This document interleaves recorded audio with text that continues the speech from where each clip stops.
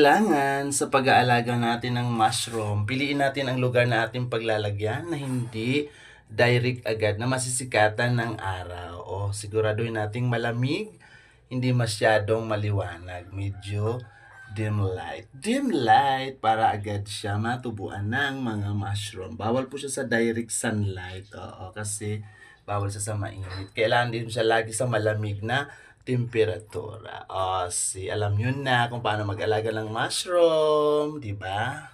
Simple lang. Basta wag lang direct sa sunlight.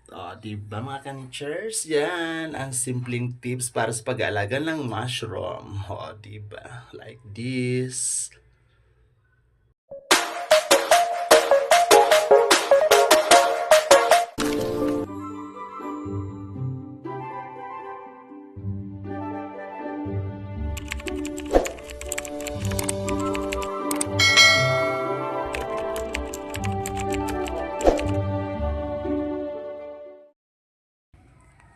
Hello, good morning mga kanitchers. Tara, tingnan natin ang aking alaga dito sa kusina na mushroom. Almost 2 weeks na po akong nag-alaga nito at lagi natin dinidiligan. Kaya tingnan natin kung ano ng status ng aking alaga. Naku, ang mahal pa naman ito na aking mushroom. Tingnan natin kung pwede na ma-harvest at kung mayroon ng mga blessing. Tara, let's go! Dahan-dahan natin tingnan. Charan!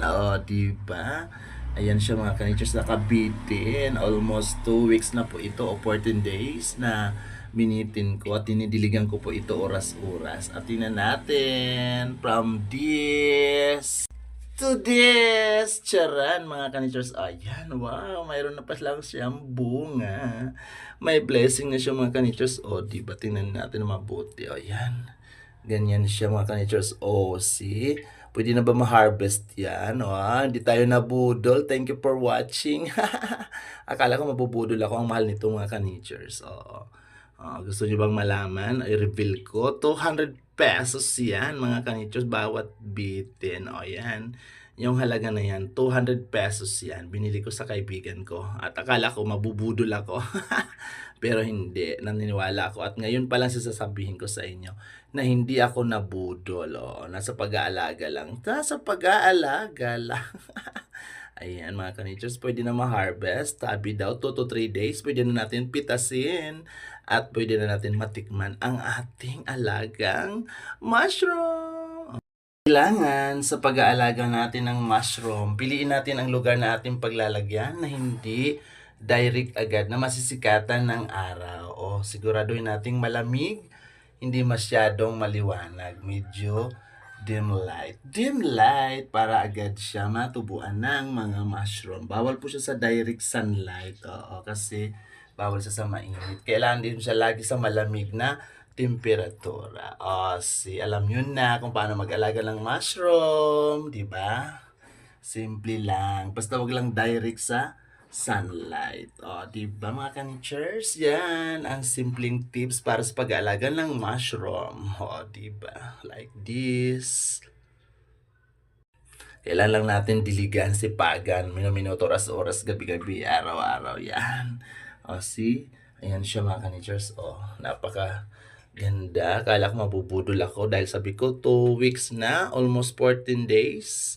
Ngayon pang 3 weeks na, wala pa rin ako nakikita ng bunga. Ayan.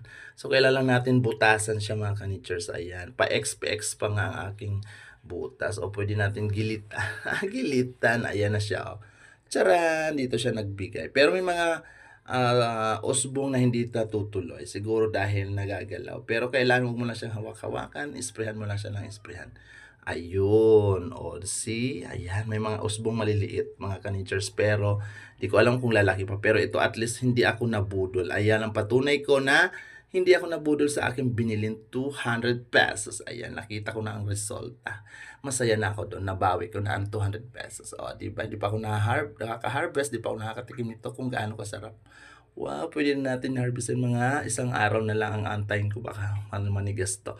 Kaya lumaki pa unti ang mga petals. Petals! Ayan na siya mga kanitchers. Tara! Meron tayo biniling spray can. Ano matawag nito? Sprinkler. Patawag ito. Ayan. Ini-spray natin yan araw-araw. Ganito lang kadali. Pak, pak, pak. O, see, nakikita nyo ba? Isprayan mo lang yan, basa-basain mo lang.